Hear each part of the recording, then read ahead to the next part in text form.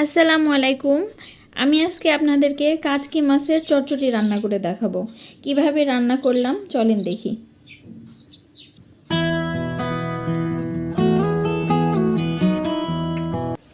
এখানে আমি একটা ননস্টিকের প্যান নিয়ে নিচ্ছি। এখানে পরিমাণ মতন তেল, আপনারা আপনাদের পছন্দ মতো তেল দিয়ে নেবেন, যে যেমন তেল আসলে কম বেশি পছন্দ করে অনেকেই।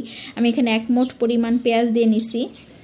আর এই পেঁয়াজটা ভাজা হতে হতে আমি কিছু মশলা দিচ্ছি। এখানে 1 চা চামচ জিরা, 1/2 চা চামচ লবণ, 1 চা চামচ মরিচের গুঁড়া, 1/2 চা চামচ হলুদের গুঁড়া, 1/2 চা চামচ রসুন। তো এই মশলাটা দিতে দিতে আমার পেঁয়াজটা প্রায় ভাজা ভাজা হয়ে গেছে।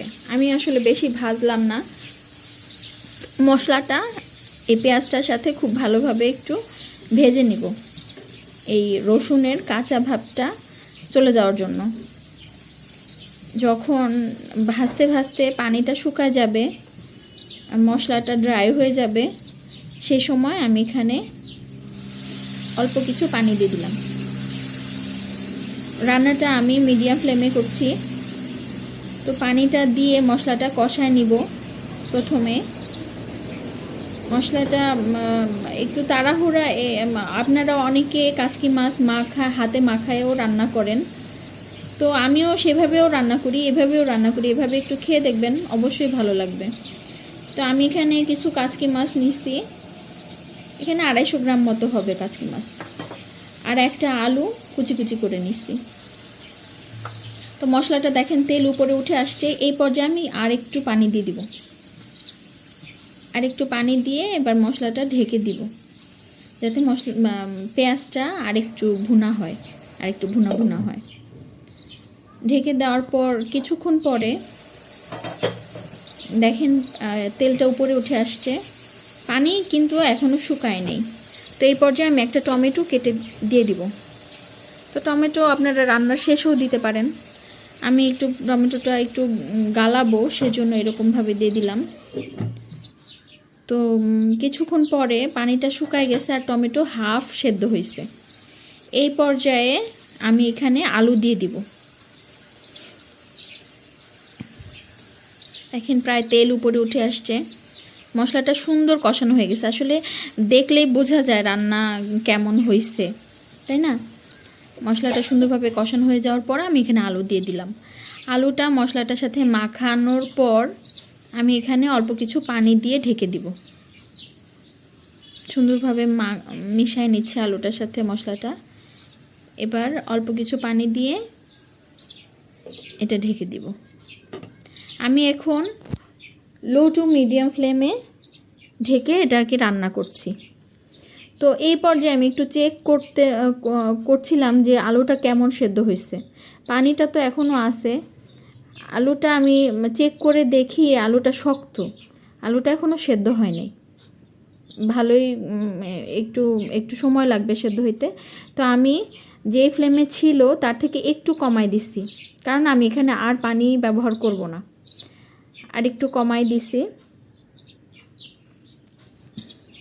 আর একটু কমাই দিয়ে ঢেকে দিলাম। কিছুক্ষণ পরে দেখেন আমার আলুটা সেদ্ধ হয়ে গেছে, তেল উপরে উঠে আসছে। এখন দেখে মনে হচ্ছে এই আলু দিয়ে ভাত খাওয়া হয়ে যাবে, আর মাছ দেওয়ার দরকার নেই। তারপর আবার চিন্তা করলাম যে জামাই রে খাইতে দিলে জামাই করব কি, আলু দিয়ে কেন ভাত খামু, মাছ কিনে আনছি না, মাছ দাও নাই কেন। যাই হোক, কি আর করার, শেষে মাছ দিয়ে দিলাম। অবশ্য আমি এমনিতেও দিতাম।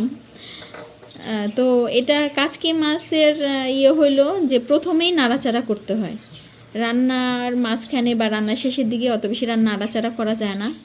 তো আর আমি আর পানি এখানে আর পানি ইউজ করব না, খুব ভালোভাবে মশলাটার সাথে এভাবে উল্টায় দিয়ে তারপরে ঢেকে দিব, আর পানি দিব না। মেলানো হয়ে যাওয়ার পরে আমি এটাকে ঢেকে দিব। ঢেকে দেওয়ার 2 মিনিট পরে দেখেন তেল উঠে গেছে, আর হচ্ছে মাছটা আমি একটু উল্টায় দিচ্ছি। তো আমি হচ্ছে একদম ড্রাই করে ফেলবো না, মানে যেই ফ্লেমে আছে আমি যদি এই ফ্লেমেই রাখি তাহলে তরকারিটা একদম ড্রাই হয়ে যাবে।